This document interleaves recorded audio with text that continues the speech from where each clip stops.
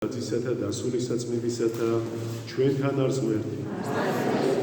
უფალმა დაგლოცოთ ქრისტეს მეურნე საყვარელმო, დალოცულები იყავით ყოვლადწმინდა სამებისგან, დედამთრისა ყოვლადწმინდა ღვთისმშობელი იყოს ჩვენი შენზე და მფარველი, ილოცავთ ყველას ღვთისმშობლობას, ყოვლადწმინდა ღვთისმშობლის შობას ხორციელად და ისურვებთ ყველას უფლისწიაში დავანებას და რაც ყველაზე მთავარია ყოვლადწმინდა ღვთისმშობლის ფარველობას და მეოხებას.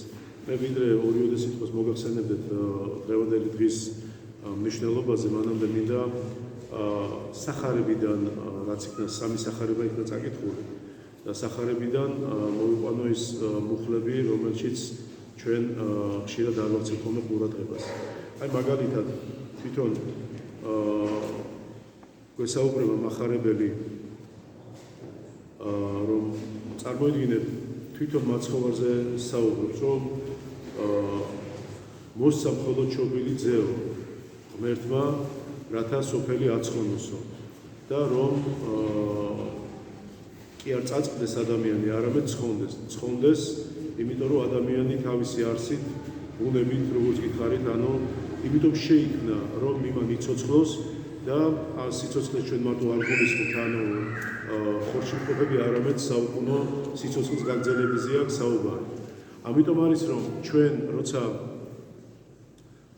სიცოცხლის ხანგრძლივობაზე ვლაპარაკობთ, ძალიან ბევრი რაღაც დამწუხრდება ხოლმე, რომ ამან ამდენი ხანი ვერით, რა თქმა უნდა, ყველას გვინდა რომ დიდხანს ვიყოთ, მაგრამ მთავარი არის ხარისხის ჩვენი სიცოცხლისა და ხანგრძლივობას, ამ შემთხვევაში მნიშვნელობა ნაკლებად აქვს, მე თუ მკითხავ.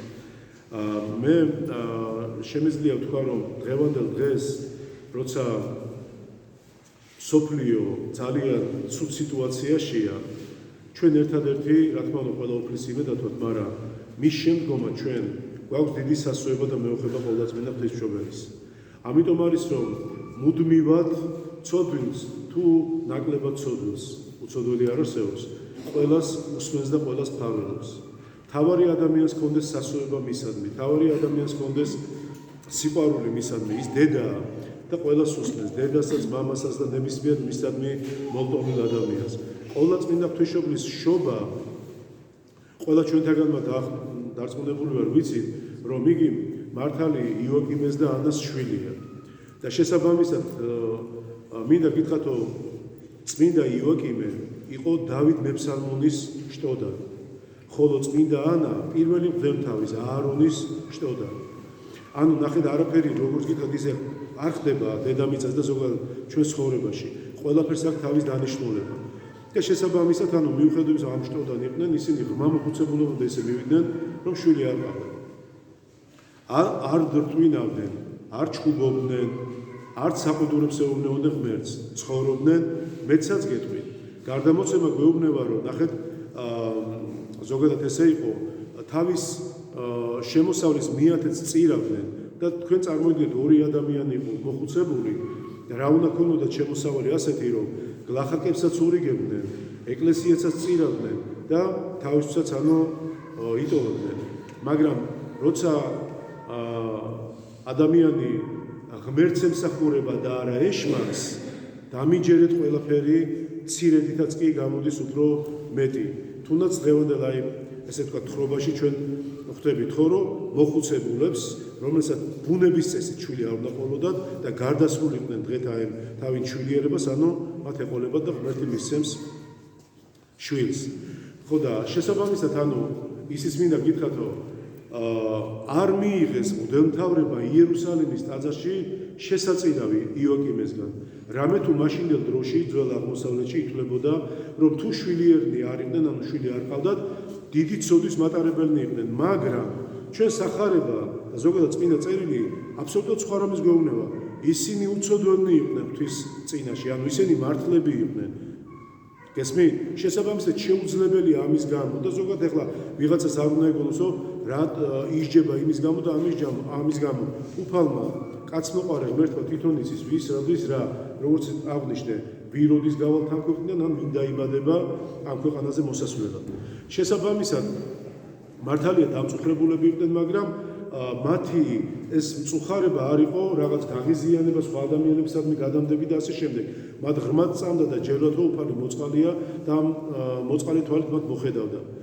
გარდამოცემა ესეთია, რომ როცა მღვდელმთავრებმა არ მიიღეს ეს ძღვენი შესაწირავი, ანა პირდაპირ სახში მოდის და იოაკიმე მიდის უდაბნოში მიაშურებსო, სადაც 40 დღის მანძილზე მარხვაში და ლოცვაში იქნებიან, იმიტომ რომ მათთვის ეს იყო ძალიან ტკივნეული.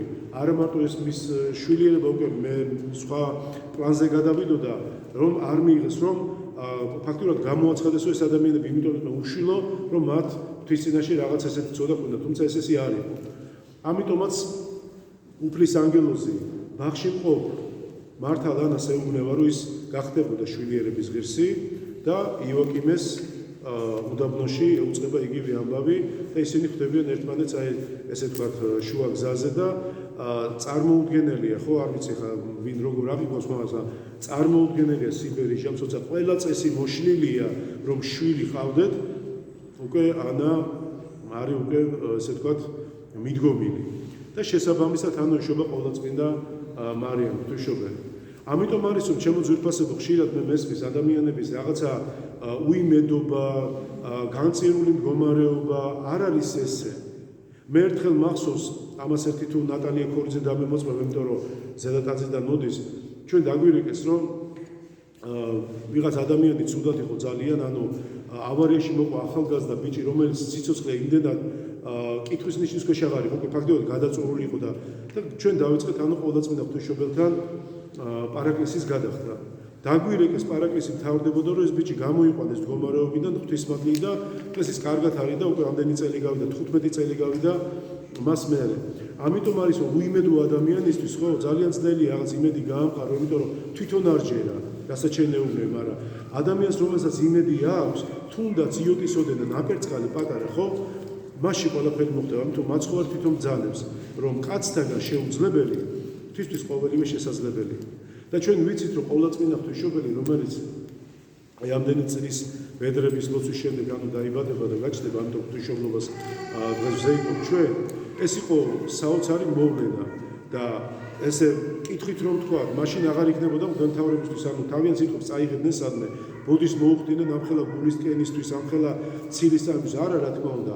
ამიტომ არის რომ ვამბობ ჩვენ, რომ ყოველივე რაც ჩვენში აი მართლმადიდებელ სამყაროში ხდება, ყოველივე არა რომელიმე ნარატივი ან რომელიმე რაღაცა ზმანება, არამედ ეს არის თვითონ ქრისტეს სწავლება, რომელსაც ჩვენ დღეს თქვენ გადმოგცემთ.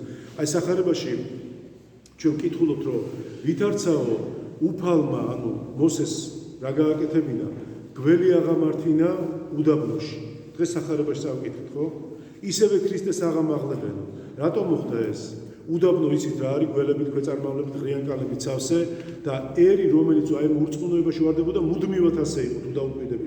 თუ წაგიკითხავთ ეს ებრაელთა გამოსვლა ეგვიპტიდან, მუდმივად საყვედურები ღვთის წინაშე, მოსეს წინაშე, მუდმივად ჩხუბობდნენ, მუდმივად უკმაყოფილოებდნენ და არ ვიცი, აი მანანა თუნდაც ზეციური პური ხო უფალმა უთხრა, რომ არ შეინახოთ, მაგრამ ინახავდნენ, ეს გაუმაძღობის მომენტი იყო.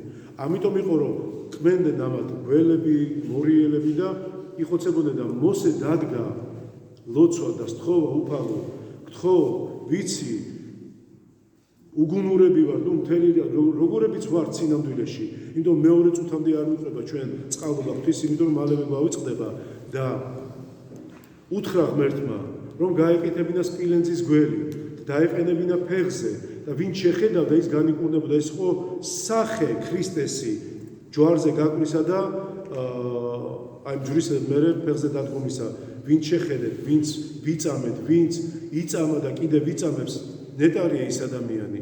ამიტომ არის რომ ყოველთვის უნდა გვახსოვდეს, რომ ჩვენ როცა ღვთისმშობელთან მივდივართ რამის ათხოვნელად, აბა მოვიხედოთ უკან, იქნებ როგორ ვაწყენეთ მის ძეს. დამერწმუნდეთ ნებისმიერმა ჩვენ შვილს ვაწყენოს, ნორმალურ თვალით არ შევხედავთ, ხო ესეა? და მით უმეტეს ყოვლადწმინდა ღვთისმშობელთან რომ მივდივართ რამის ათხოვნელად, სხვა თუ არაფერი, გული მაინც გქონდეს სუფთა, რომ თხოვნის თავიც გქონდეს, რომ თხოვოთ, იმ სიცხვილმა არ დაგწვას. ამიტომ არის რომ ყოვლადწმინდა ღვთისმშობელი გვევლინება ჩვენ არა მარტო მეუხადა მფარველად, ის დედა ზეციერი, ის არის ქალწული, ის არის დედოფალი, მიწისა და დედამიწის კიბე, რომლითაც შეერთდა ცა და დედამიწა. საიდანაც ციდან გარდა მოვიდა ღმერთი თითოეულ ჩვენთანაც აძლევს ანუ ცხონების გზაზე დგომას. და ბოლოს ჩვენ შემდგომად უკვე მე ვიზეიმებთ აზრად მიყვანებას ღვთისმშობლისას ხო ამდენი წელი შვილი არ ყავდათ და ისინი შეპირდნენ თუ ეყოლებოდათ შვილი ღმერთს ამ უქვესო შეწირავდნენ ეკლესიას და მართლაც ყოვლადწმინდა ღვთისმშობელი შემდგომ უკვე იზრდება ეკლესიაში და თვითონ ხდება დედა ღვთისა იმ ზეციური პურის ანუ ანგელოზებითიც კვებობდნენ და ყოვლადწმინდა ღვთისმშობელი რომელიც ანუ საკურთხეველში ანგელოზთან ერთად იყო. ის არის არ ვიცი მიწიერინით როგორ თქვა, მაგრამ ის არის საოცრება. ეს არის დედა რომელთანაც შეგიძლია კიდეც იტირო, კიდეც იცინო, უთხრა გადაუშალო გული, არ მეგულება მარტო ჩვენ კი არა, დედამიწის ზურგზე მოდგმა ადამიანისა, რომ არ მოესმინოს, არ ჩაეხუტოს ყოვლადწმინდა ღვთისმშობლის გულში მონანული ადამიანი და მისთვის ანუ ესე ვთქვათ მოალერსი ადამიანი. ყველას აძლევს ნუგეშს. მე ხშირად მითქვამს, რომ დედებო, თქვენ ერთი რამ გავიწყდებათ ხშირად, რომ თქვენი შვილებისთვის ძალიან ხშირად სხვაგან ეძებთ ხოლმე ნუგეშს, ვითი გაახაროთ, ცუდად ნუ გამიგეთ, აიფონები, მთელი რიგი ფინტიკრუშკები და ასე შემდეგ. მიდით მასთან, უთხარით თქვენი გულის ტკივილი, უთხარით რა გაწუხებთ როგორც დედას და რა აწუხებს თქვენ შვილს. მერწმუნეთ, უპასუხოთ არ დაგტოვებთ არსე თქვენთანაც, იმიტომ რომ მან იცის, ჩვენზე მეტად იცის რა უნდა დედა მიცის რა უნდა თავის შვილს უფალმა დაგლოცოთ, მერთმა